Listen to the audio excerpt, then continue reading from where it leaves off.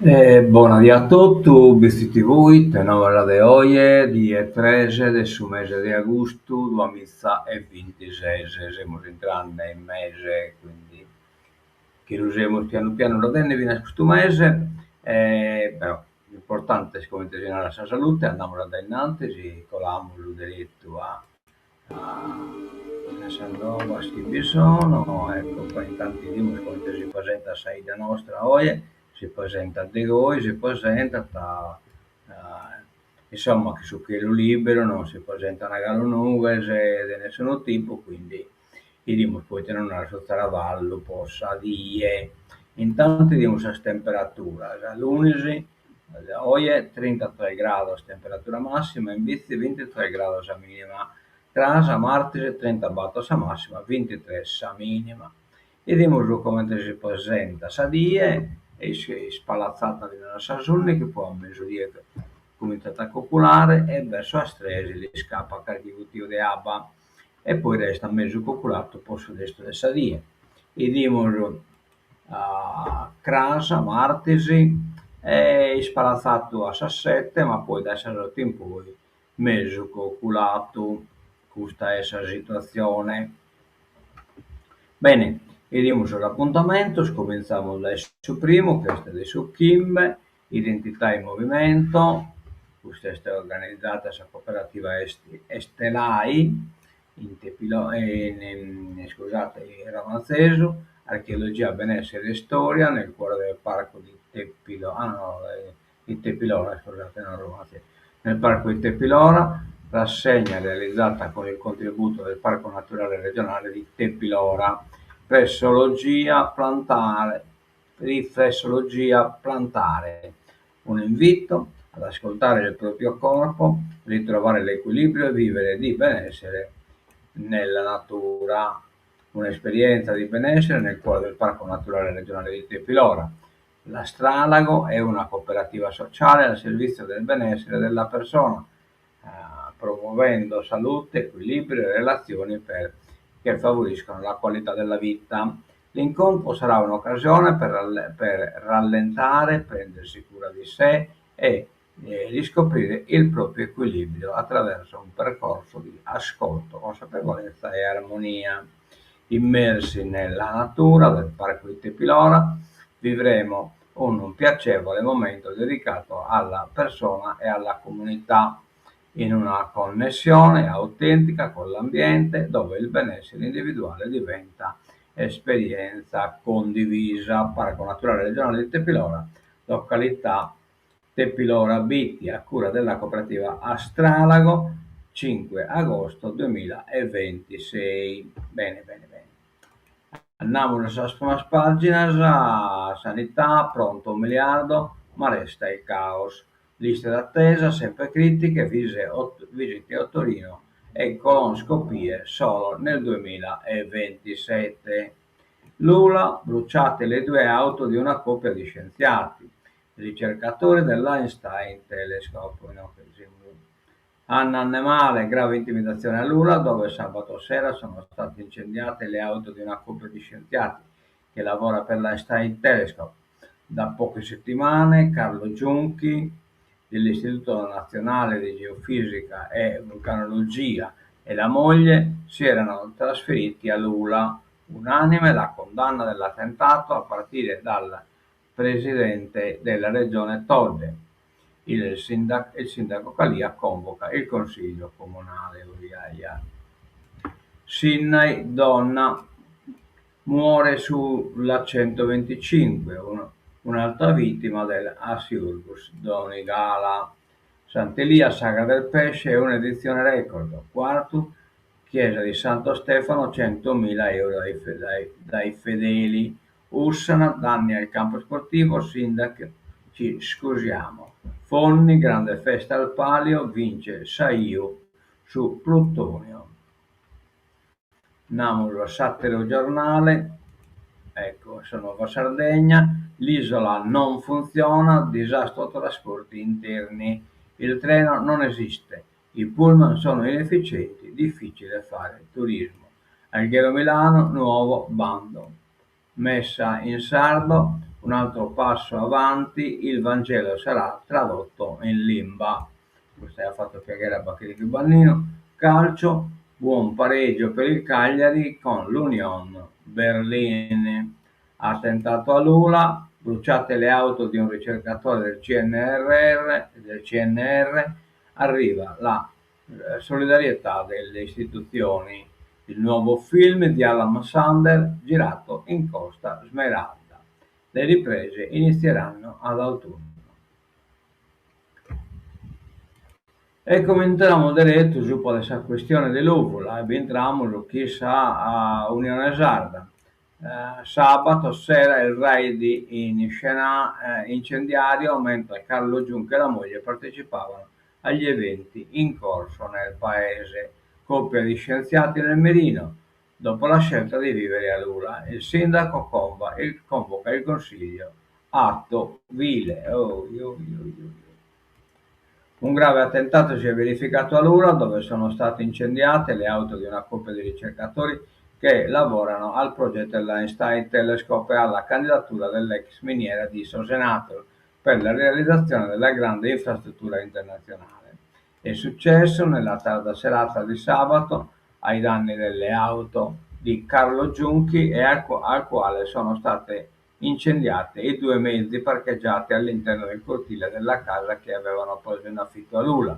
Il ricercatore dell'Istituto Nazionale di Geofisica e Vulcanologia da una decina di giorni aveva deciso di vivere a Lula, assieme alla moglie, anche lei ricercatrice, con l'intento forse di instaurare legami di amicizia con la comunità coinvolta direttamente nel progetto dell'Einstein Telescope.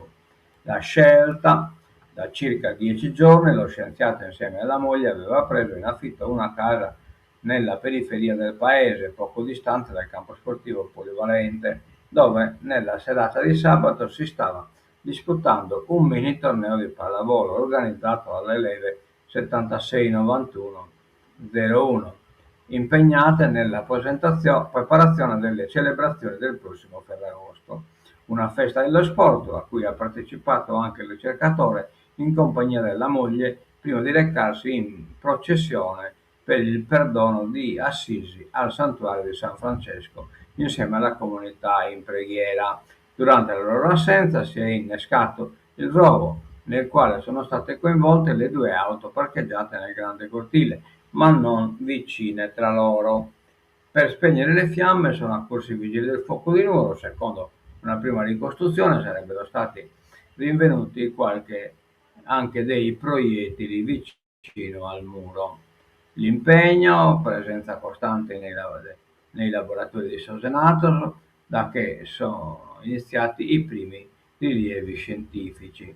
Carlo Giunchi, in qualità di ricercatore dell'Istituto Nazionale di Geofisica, si è occupato dei rilievi che attraverso il volo di un elicottero ad appena 50 metri di quota e un'antenna di forma esagonale dal raggio di 40 metri ha scandagliato la struttura del sottosuolo e raccolto dati geofisici fino ad una profondità di 500 metri per conto dell'Istituto Nazionale di Vulcanologia. Gesto intimidatorio, gravissimo. Oppala, scusate, vediamo il versito, allora, devo solo entrare un attimeggio.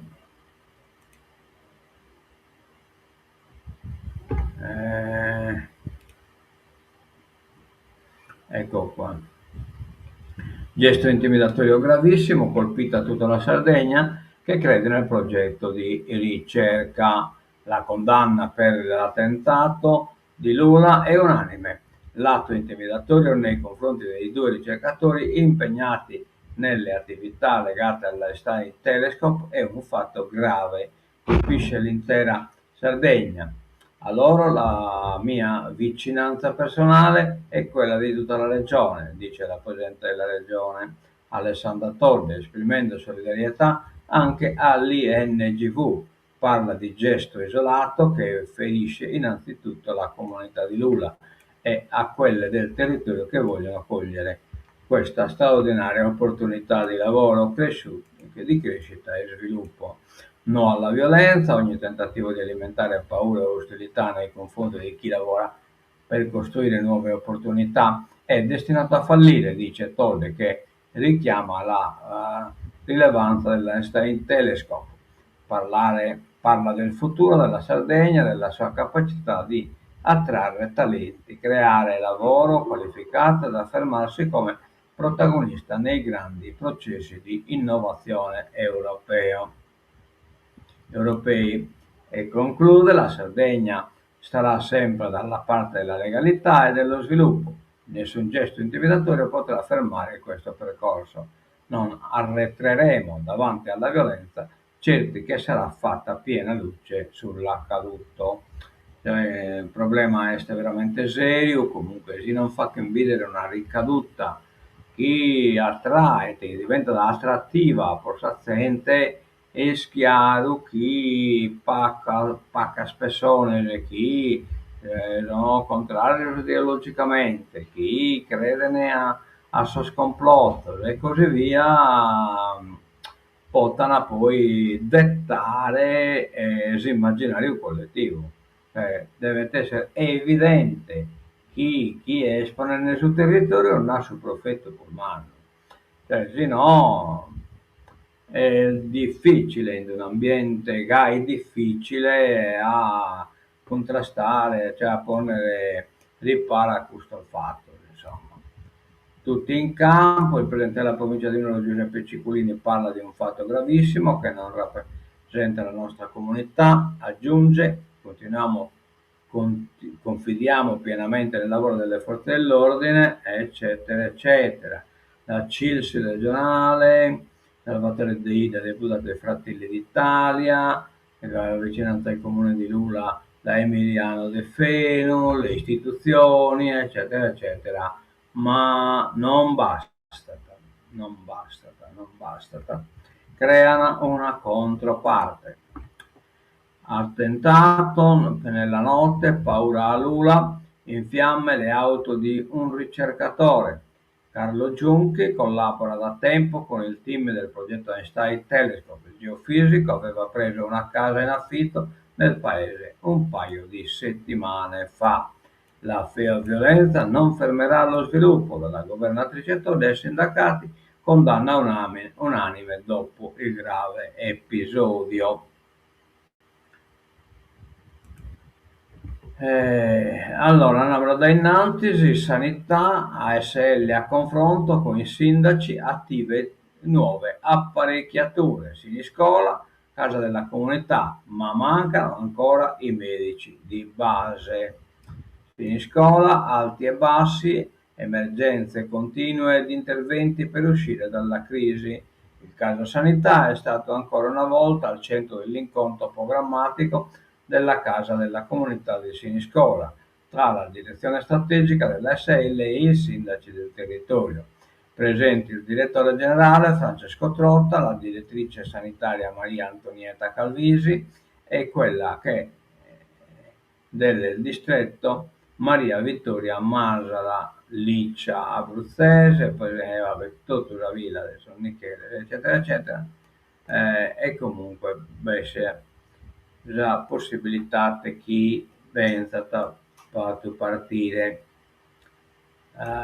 che Dio è un pastore in piazza a Borore, Dio è un pastore, il libro di Antonangelo Lioli verrà presentato a Borore mercoledì 5 agosto. L'incontro organizzato dall'Associazione Amici del Libro con la collaborazione del Comune.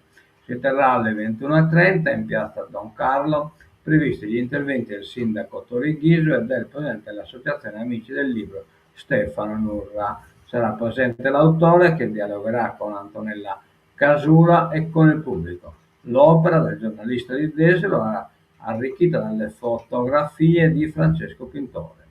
Racconta la storia dell'antropologia del pastoralismo in Sardegna. Vabbè. Interessante. Da nulla interessante viene questa questione alle classifiche mondiali. Ludes, il DJ prodigio, ha soli 14 anni. Un piccolo grande fenomeno entra nelle elite della dance elettronica internazionale. hai capito? Le mie. Ci sono storie che iniziano sotto le luci dei grandi parchi, altre invece nascono nel silenzio di un piccolo paese tra montagne, sacrifici e sogni custoditi nel cuore proprio del più profondo.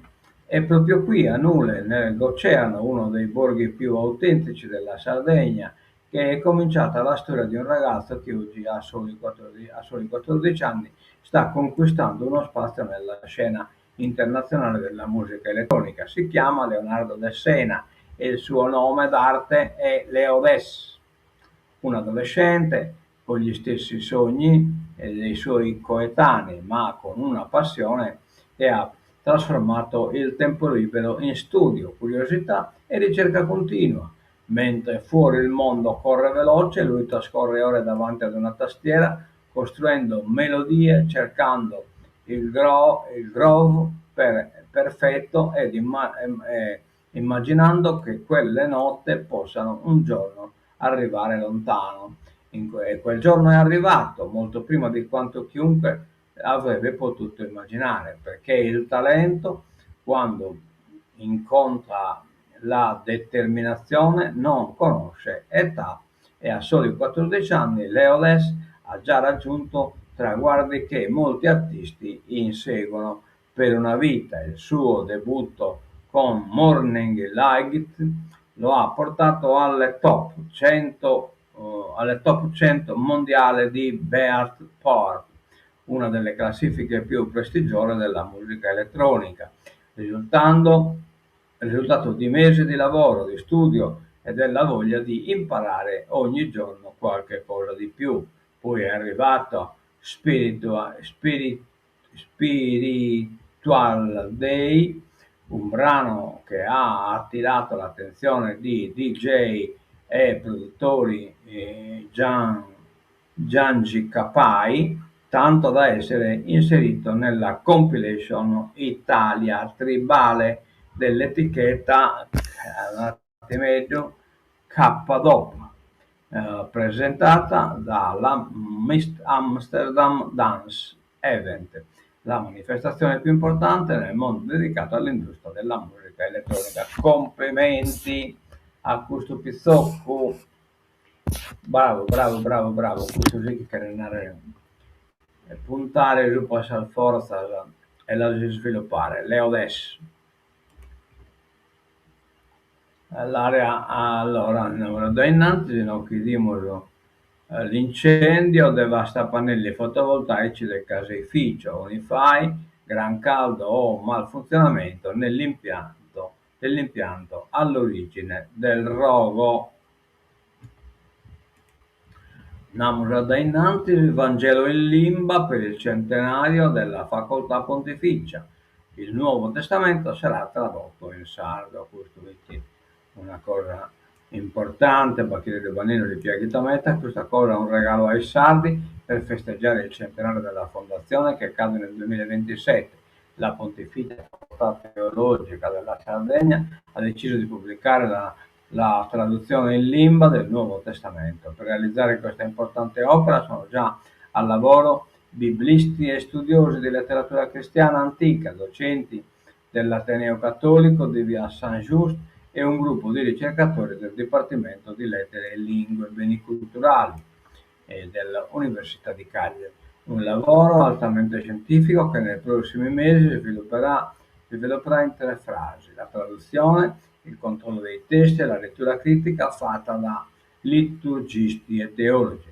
Per l'anno del centenario, dice il presidente della facoltà, Monsignor Giovanni Ligas, sono in preparazione alcuni eventi, un convegno, una mostra documentaria e fotografica, un concerto e si prevede la pubblicazione di un testo rievocativo che presenti le figure storiche della facoltà nelle sedi di Cuglieri fino al 1971 e Cagliari, nata nel cuore del Monteferro il 5 agosto 1927 con la Costituzione Apostolica Nostrarum Pater di Papa Pio XI. Per 44 anni la facoltà, intestata al Sacro Cuore di Gesù, è posta sotto il patrocinio di Sant'Eusebio, Natione, Natione Sardus e di San Tommaso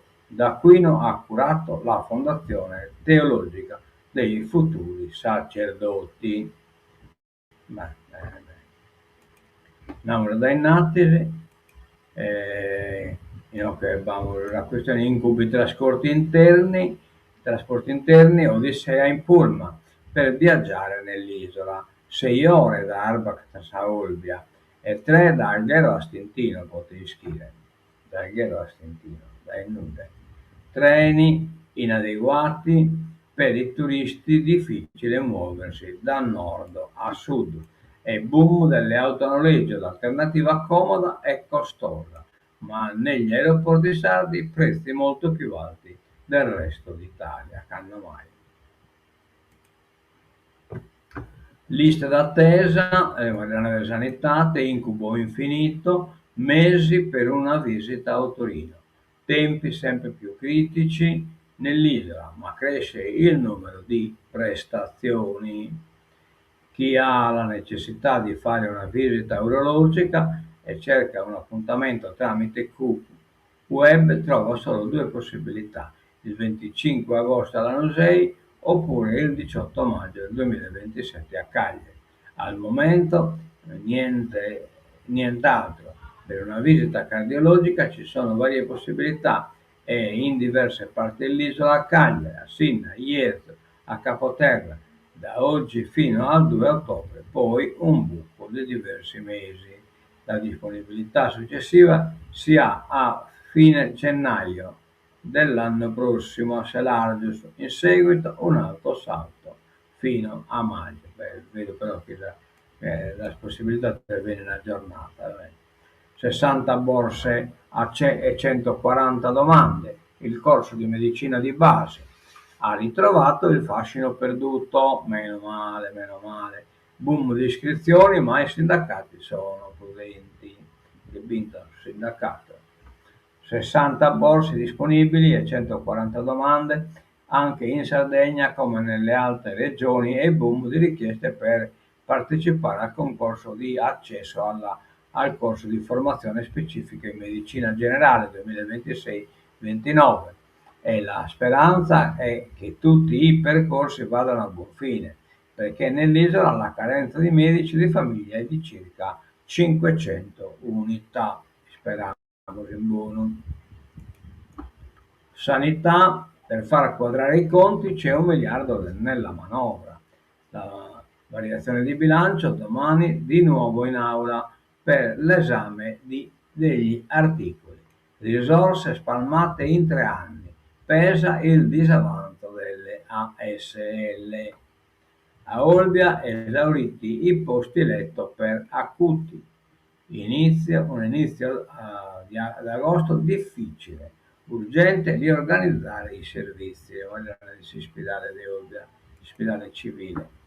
Bologna, polemica sulla motrice della strage, non si via che batta di questo tipo di commemorazione al Baccarchi polemica. Applausi al sottosegretario Molteni della Lega, unico rappresentante del governo alla cerimonia. Mattarella pronuncia la parola neofascista, Meloni no.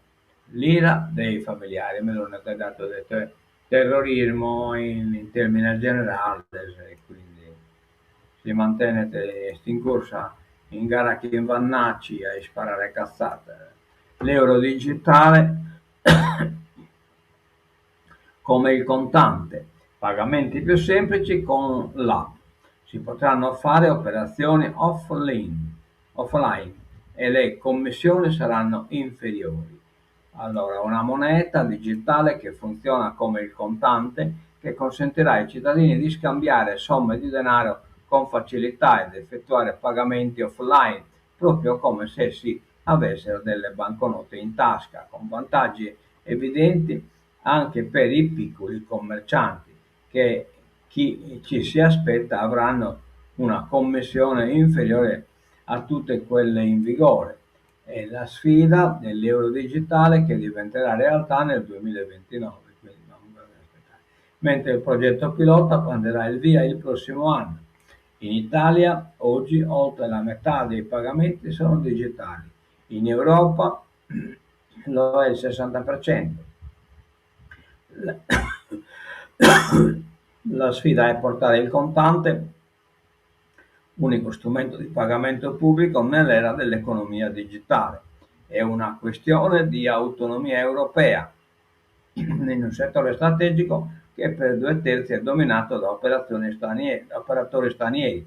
Significa che oggi le scelte di soggetti che hanno una governance extra UE ricadono su tutti gli utenti, una debolezza che in un momento come quello che stiamo vivendo, segnano da continue tensioni geopolitiche, non possiamo permetterci, spiega Nicola Branzoli, capo divisione normativa, ricerca e supporto tecnico dell'unità Eurodigitale della Banca d'Italia. E insomma, è una bella carta d'identità cartacea, niente espatrio, utenti, da oggi cambia la norma, attenzione a chi parte in vacanza. Da oggi la carta d'identità cartacea non sarà più valida per l'espatrio e i cittadini che si recano all'estero per le vacanze estive dovranno essere muniti di CIE, passaporto o di un documento provvisorio rilasciato dai comuni. Quest'ultimo tuttavia non sarà accettato da tutti i paesi esteri. Lo ricorda Asso Utenti, che sottolinea come la novità potrebbe creare problemi a migliaia di cittadini in occasione delle partenze estive. Il decreto legge 26 giugno 2026 numero 108 ha introdotto alcune modifiche importanti, prevedendo che la carta d'identità cartacea non scaduta potrà essere utilizzata come strumento identificativo nei rapporti con la pubblica amministrazione italiana e con i soggetti che erogano pubblici servizi, prorogando la validità del documento al 31 gennaio 2027. Capsule e cialde di caffè come imballaggi. Al via le nuove regole per la differenziata. Dal 12 agosto scatterà l'etichettatura per indicare le modalità di conferimento. Dal 12 agosto entra in vigore in Italia la Packaging and Packaging Waste Regulation. Vabbè. Il regolamento europeo 40 del 2025 che ridisegna le regole degli imballaggi in tutta l'Europa. Per il mondo del caffè si tratta di un passaggio storico. Capsule e cialde per la prima volta saranno ufficialmente classificate come imballaggi, nonostante contengano ancora residui di caffè nel momento in cui il consumatore li getta. Un cambiamento che trasforma radicalmente il modo in cui le capsule e cialde verranno etichettate, raccolte e riciclate, senza intaccare il rito quotidiano di milioni di italiani davanti alla macchinetta. Una nuova etichettatura chiara e ben visibile indicherà ai cittadini le regole per il conferimento capsule in alluminio o plastica nella raccolta indicata dal produttore e dal proprio comune, proprio come già oggi avviene per le lattine o gli altri imballaggi. Cialde e capsule certificate e compostabili nell'organico dove sono previsti componenti separabili, eventualmente in una raccolta distinta. Non è necessario svuotare la capsula prima di gettarla, è la norma stessa a riconoscere che si tratta ad oggi di un imballaggio che nella stragrande maggioranza dei casi arriva ancora pieno a fine vita, spiega Michele Monzini, vicepresidente del Comitato Italiano del Caffè di Unione Italiana Food. È un caso più unico che raro nella storia della gestione degli imballaggi e per questo richiede un modello di responsabilità condivisa tra produttori, CONAI e Consorzio Nazionale di Imballaggio Consumatori. Il cuore del nuovo sistema è la corresponsabilità. Le imprese produttrici saranno chiamate a progettare capsule e cialde sempre più riciclabili e a definire la codifica identificativa dei materiali. Il CONAI, storico partner del settore, lavora a fianco delle aziende per rendere i flussi di raccolta e valorizzazione realmente efficaci. Il consumatore, dal canto suo, sarà responsabile in prima persona del corretto conferimento, seguendo le istruzioni riportate direttamente sulle etichette. Quindi tocca a leggere il tebato scritto. Bene, andiamo sull'ultima pagina della politica internazionale. La Marina abborda nave fantasma russa. I militari italiani hanno controllato una petroliera della flotta Ombra, però non hanno fatto nulla praticamente. Hanno seguito a viaggiare a commerciare sul petrolio. Lei non mi può io cansare, ma può verrare. Allora, l'ambasciata del Cremlino,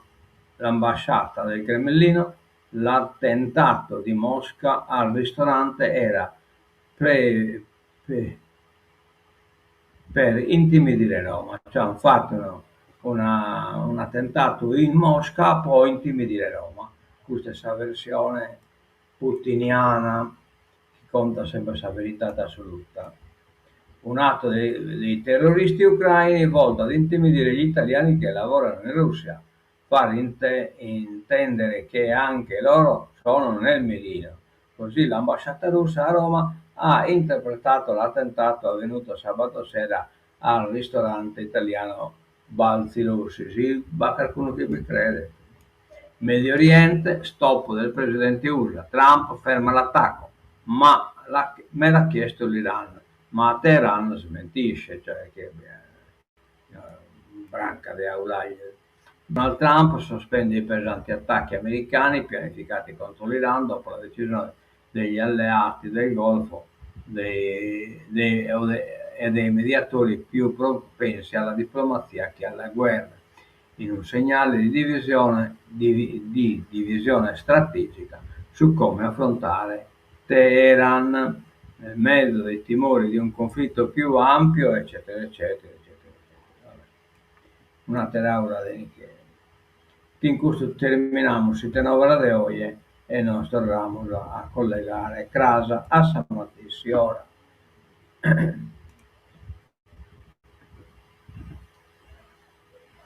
Unimos a sigla de collegamento de zancatura. Fa cazzente, oggi ascoltando, vabbè. Noi lo attivo su Mattissi. Viene t'agradeschi tu, se no. Assenzia.